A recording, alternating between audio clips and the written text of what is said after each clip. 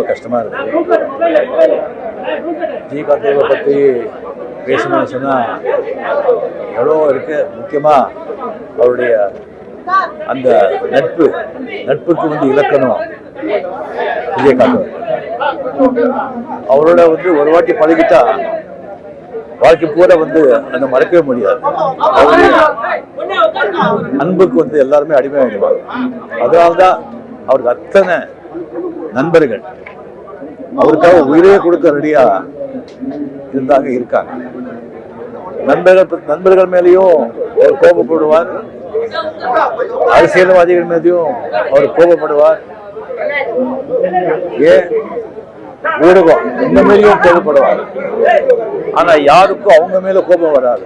ஏன்னு சொன்னா இந்த விஜயகாந்த் அவருடைய கோபத்துக்கு பின்னால ஒரு நியாயமான காரணம் இருக்கும், சுயநலம் இருக்காது, ஒரு அன்பு இருக்கும். அவர் ஒரு தைரியத்துக்கும் வீரத்துக்கும் இலக்கமானவர். அவர்கிட்ட பழகினவருக்கு எல்லாருக்குமே அவரை பத்தி சொல்றதுக்கு எவ்வளவோ நினைவுகள் இருக்கும். எனக்கு எவ்வளவோ இருக்காது. ஒரு ரெண்டு முக்கியமானது, எனக்கு உடம்பு ரொம்ப சரியில்லாம ராமச்சந்திரா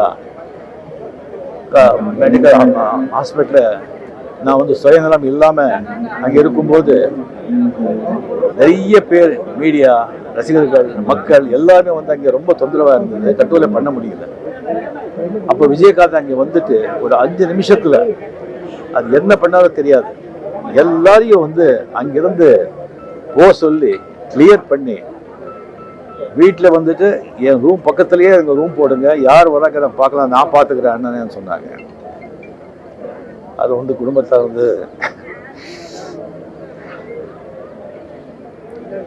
மறக்கவே முடியாது.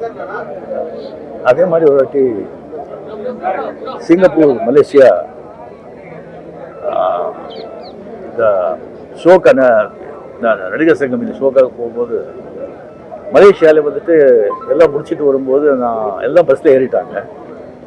நான் கொஞ்சம் வரும்போது கொஞ்சம் நேரமாச்சு.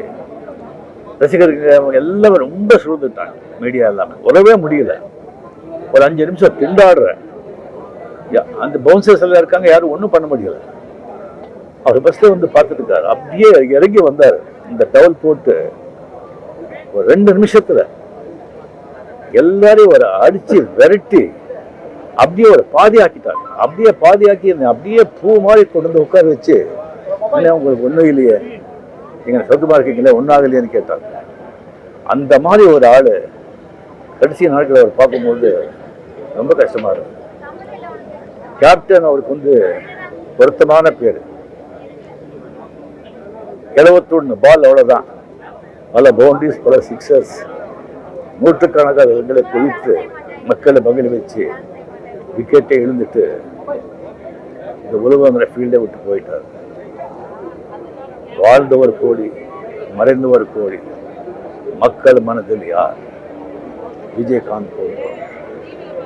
வாழ்க விஜயகாந்த் நாம்.